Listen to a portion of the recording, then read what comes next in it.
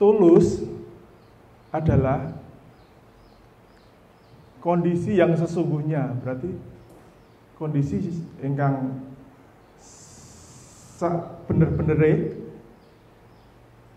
bersih hati, terus suci, jujur, lurus, orang menggak-menggok, murni, tidak berpura-pura. Wonten melih. Apa yang ada di dalam hati itu sama dengan yang diucapkan. Wonten melih. Tidak munafik, berintegritas, punya pendirian,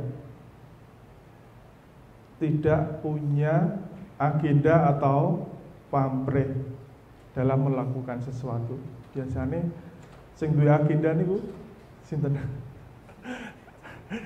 Partai politik. Ya. Mungkin di dalam kehidupan kita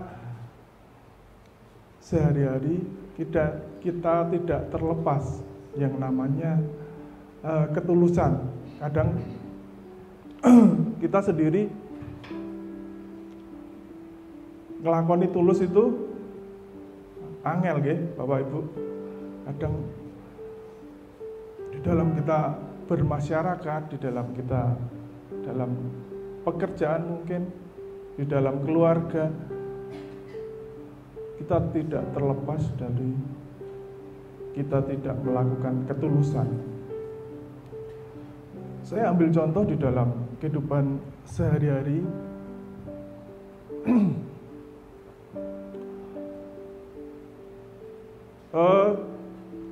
Di dalam kehidupan kita mungkin saya ambil contoh saya sendiri. Beberapa hari yang lalu itu ibu saya, mbokku, itu lagi sedang sakit. Ketika ibu saya sakit itu biasanya aku ngerti biasanya bisa diketahui, biasanya saya tahu. Saya biasanya itu ciri-ciri pertama itu orang ana ning warung. Nah, ciri-ciri pertama itu tidak ada di warung. Beberapa hari tidak ada di warung. Itu pasti ada sesuatu yang terjadi, mungkin entah capek atau sakit. Itu ciri-ciri yang bisa saya ketahui. Yang kedua, biasanya saya merasa ada sesuatu, merasakan sesuatu, tapi yang kemarin itu kok saya tidak tahu. Tapi ya sedikit-sedikit saya merasa, karena beberapa hari saya tidak melihat. Oh, ternyata saya baru tahu ketika saya di WA. Bu saya minta dibelikan obat lambung. Pas waktu itu saya baru tahu bahwa ternyata sakit ya. Setelah saya cari-cari, saya disuruh mencarikan obat, saya cari-cari, ternyata obatnya kosong. Tidak hanya saya, adik saya juga mencarinya. Beberapa apotek juga sudah dicari, saya dan istri juga mencari, ternyata obatnya sudah tidak ada, tidak. Deksanta sudah tidak ada ya Om, tidak produksi. Om Abed mungkin lebih tahu. Saya disuruh cari Deksanta tapi tidak ada. Terus kemudian dibelikan oleh adik saya, dibelikan online, ternyata ada. Ya. Kemudian dapat ya? Belum. Oh, belum sampai. Belum sampai sekarang. Tapi puji Tuhan, tadi sore saya melihat ibu saya ke warung. Mungkin sudah baikan. Ya, ketika ibu saya sakit, terkadang ada orang tua kita sakit, kadang karena berbagai alasan, berbagai kesibukan kita, kadang kita lupa untuk bahkan menengok pun kadang kita tuh wegah, rosok-rosok ya Bapak Ibu. Itu kadang kita mengalami hal semacam itu, kadang kita padahal ketika kita melihat, ketika kita datang itu rasanya orang tua itu seneng ya Bapak Ibu. Nah, kenapa kita harus seperti itu? Karena kita nilai itu males rasa-rasa kadang karena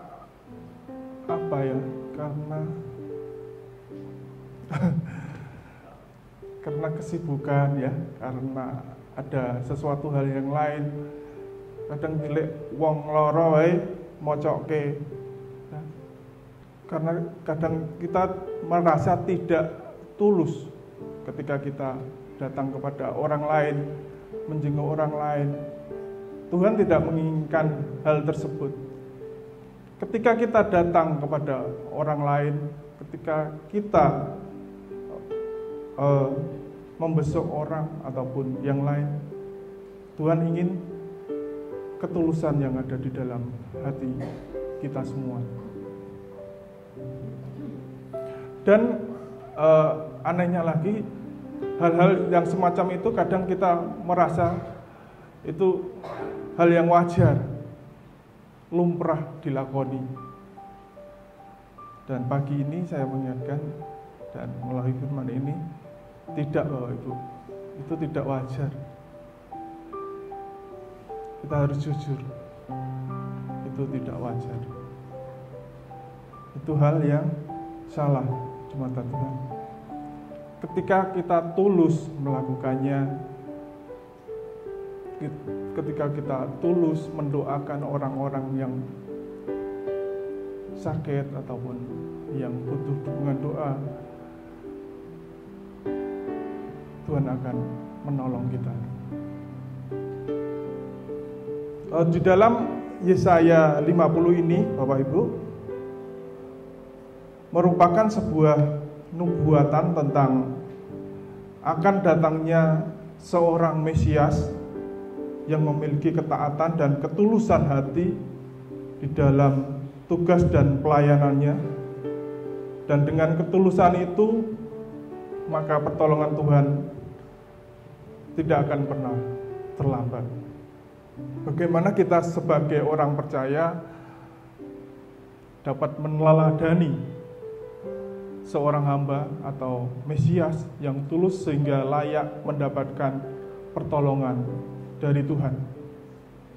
Kita akan baca di dalam ayat yang keempat.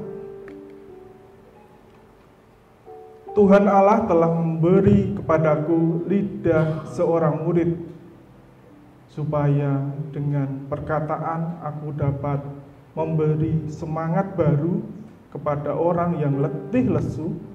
Setiap pagi ia mempertajam pendengaranku untuk mendengar setiap seperti seorang murid. Ya, poin yang pertama adalah kita harus bisa mengendalikan lidah kita. Ada kata-kata yang biasa sering kita dengar di masyarakat, ataupun saya melihatnya kadang di belakang truk biasanya. Begini Bapak Ibu, omongan tetangga lebih pedas dari cabai di pasar. Biasanya kita dengar itu. Aku biasanya melihat itu di belakang truk, bokongnya truk itu kadang ditulisi seperti itu. Ya, kita kadang mendengar hal-hal tersebut, melihat bahkan omongan tetangga itu lebih pedas dari cabai di pasar. Bapak Ibu ngertos artinya pun. Nah, sekarang itu omongannya netizen itu luwih pedes dari cabai di pasar. Padahal netizen itu orang ngomong, neng nulis Bapak Ibu. Tulisannya itu nek nulis itu angger sak geleme dhewe. Ya, Bapak Ibu. Melalui omongan orang, melalui ataupun cuitan atau tulisan tadi netizen itu bisa melukai hati seseorang, bisa melukai seseorang ataupun orang yang diomongkan. Ya, jika mendengar itu dia akan sakit hati Bapak Ibu. Semua itu karena apa? Lidah, ya, karena lidah. Bapak Ibu bisa baca di dalam surat Yakobus 3 ayat 6. Lidah itu sangat berbahaya ya. Lidah kita itu sangat berbahaya. Ini di sini dikatakan bahwa lidah itu seperti api. Bisa memberongot. Api sekecil apapun itu bisa membakar semuanya yang ada di sekelilingnya, Bapak Ibu. Itu di dalam Yakobus diibaratkan bahwa lidah itu seperti api. Sekecil apapun omongan orang, sekecil apapun api bisa menyambar di sekelilingnya. Omongan orang sekecil apapun omongan orang bisa menyakiti semuanya. Gitu. Dan pagi ini kita diingatkan bahwa kita sebagai murid-murid Tuhan harus memiliki lidah dan perkataan yang bisa membangun ataupun yang bisa membahagiakan orang lain, bisa menyenangkan hati orang lain, adalah lidah seperti seorang murid. Bagaimana bisa demikian, Bapak Ibu? Tugas seorang murid adalah apa, Bapak Ibu? Tugasnya murid itu apa?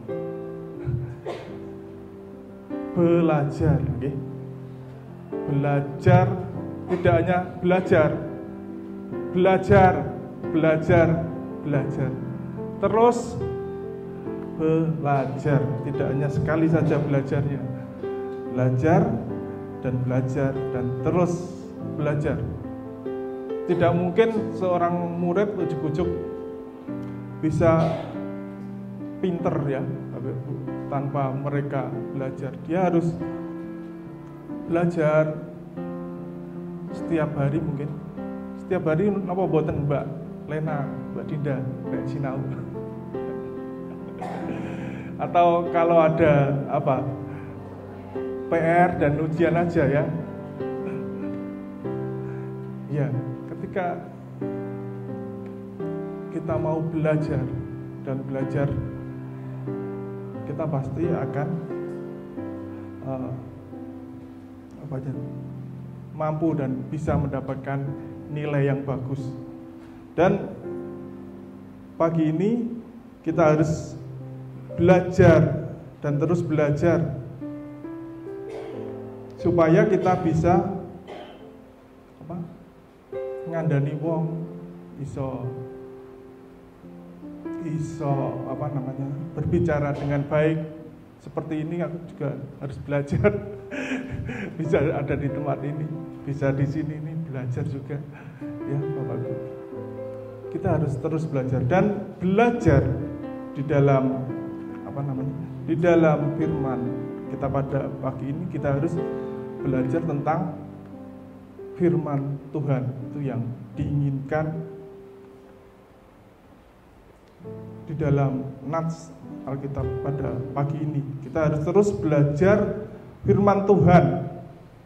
Dengan banyak belajar firman Tuhan, kita akan mengerti apa yang menjadi kehendak Tuhan. Orang yang sudah mengerti kehendak Tuhan, hatinya akan penuh dengan kebaikan, penuh dengan kerinduan untuk menyenangkan hati Tuhan. Oke, Bapak Ibu. Bener napa mboten sih? Ketika kita belajar firman Tuhan, ketika kita sering membaca firman Tuhan, kita pasti akan rindu untuk ya, kita pasti akan rindu membacanya lagi, sehingga kita semua mengerti akan firman Tuhan, dan yang nantinya keluar di dalam perkataan kita juga akan baik ya, karena hati kita sudah penuh dengan firman, hati kita sudah belajar akan firman, yang keluar pun yang bersumber dari hati yang penuh dengan firman, itu perkataan-perkataan yang membangun ya, perkataan-perkataan yang adem didungokno wong, yang bisa mendorong orang lain menjadi lebih semangat lagi. Jadi apa yang bisa kita peroleh di dalam kita belajar firman Tuhan, yaitu supaya kita semua ketika kita berbicara, ketika kita mengungkapkan sesuatu, menasihati orang, itu bisa adem, bisa membangun orang itu menjadi lebih baik. Apa yang dikehendaki Tuhan melalui lidah kita, yaitu pergunakan lidah kita untuk memperkatakan hal yang baik, supaya melalui perkataan kita, omongan kita yang keluar itu bisa memberikan semangat kepada orang lain yang membutuhkan penghiburan. Melalui Roh Kudus kita akan dimampukan untuk dapat mengendalikan lidah kita. Kita minta pertolongan Roh Kudus.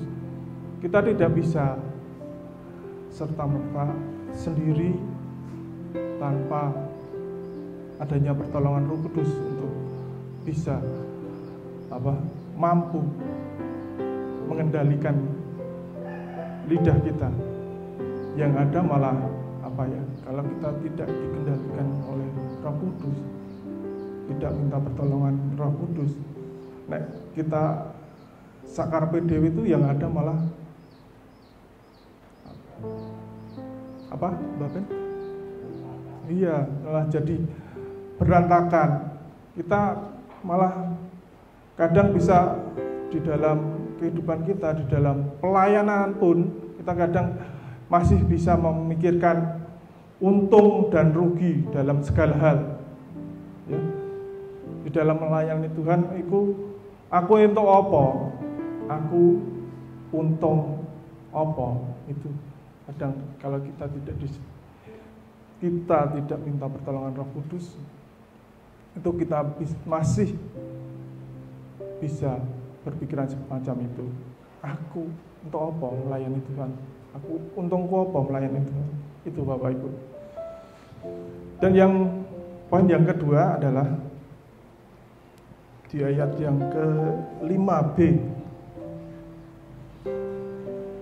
Dan aku tidak memberontak, tidak berpaling ke belakang. Ya, artinya bahwa kita harus setia. Ya, kita harus setia. Dan lagi-lagi Tuhan adalah sumber segalanya. Di ayat yang keempat tadi menjelaskan Tuhan memberi pengajaran dan kemampuan untuk kita dapat menjadi berkat melalui perkataan kita. Di ayat yang kelima ini kita diingatkan kembali bahwa Tuhan adalah sumber penolong kita untuk mampu memahami pengajaran firman Tuhan yang kita dengar. Jangan membantah firman Tuhan yang kita dengar.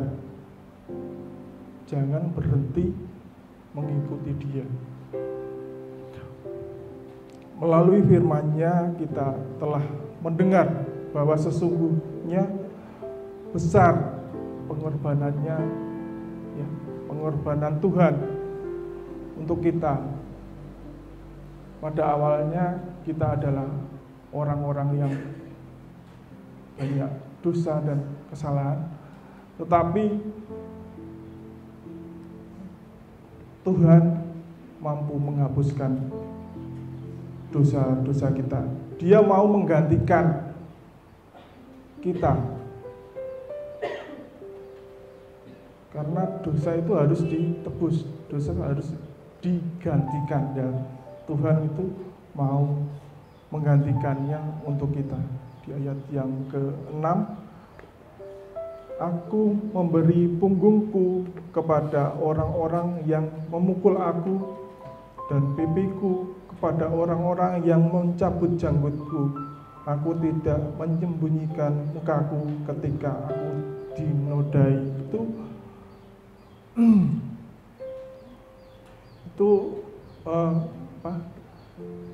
Itu salah satu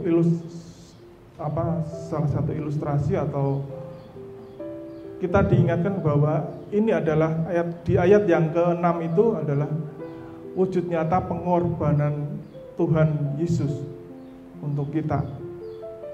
Kita diingatkan pada ayat yang ke-6 itu bahwa sungguh besar anugerah Tuhan kepada kita.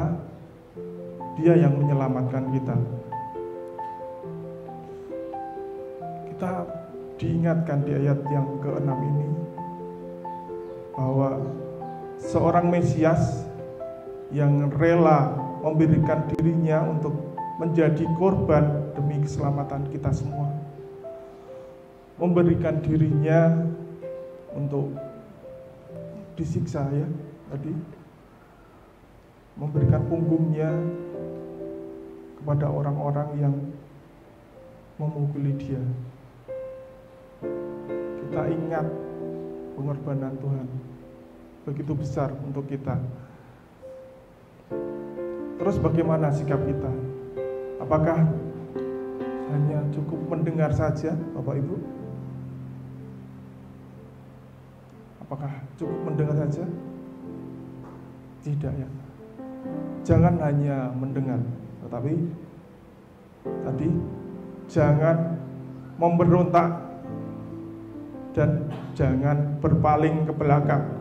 Berpaling ke belakang artinya ini roto, bahwa jangan berkhianat, jangan meninggalkan Tuhan dan menukar Tuhan dengan yang lain. Itu yang diinginkan Tuhan, Bapak Ibu. Kita harus tetap setia, ya. Kita harus tetap setia.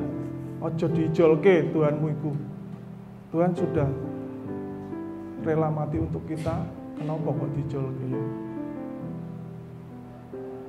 Jangan sampai seperti itu. Saya mengingatkan pada pagi ini melalui firman Tuhan,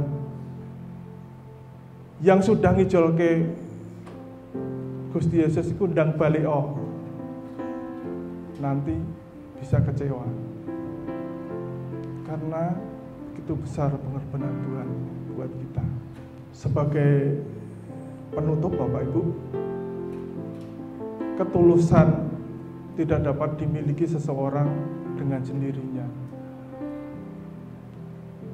untuk bisa menjadi tulus, maka kita harus terus belajar, terus belajar mendengarkan firman Tuhan, belajar akan firman Tuhan, sehingga kita boleh dimengertikan apa yang menjadi kehendak Tuhan. Dengan demikian kita akan menjadi pribadi-pribadi yang tulus di dalam mengikuti Tuhan. Dan ketulusan itu akan menjadikan kita pribadi-pribadi yang bisa menjadi berkat buat banyak orang. Bagi keluarga kita, bagi masyarakat sekeliling kita, bagi gereja kita yang kita tempati sekarang ini, ya. Jadilah pribadi dengan ketulusan hati, di mana ketulusan itu ditandai dengan perkataan-perkataan yang membangun, yang menjadikan berkat buat orang lain, dan penuh dengan kesetiaan di dalam iman kita. Apapun yang terjadi, Bapak Ibu, percayalah bahwa Tuhan tidak akan tinggal diam di dalam memberikan pertolongannya kepada orang-orang yang memiliki ketulusan hati. Ketika kita mau mengendalikan lidah kita, ya, ketika kita mau mengendalikan lidah kita untuk tidak menyakiti orang lain, dan menjaga hati kita untuk tidak memberontak, tidak berpaling ke belakang, tidak meninggalkan Tuhan, tetap setia kepada Tuhan kita Yesus Kristus. Lakukanlah itu semua dengan tulus. Pasti Tuhan akan menolong kita. Amin. Tuhan Yesus memberkati.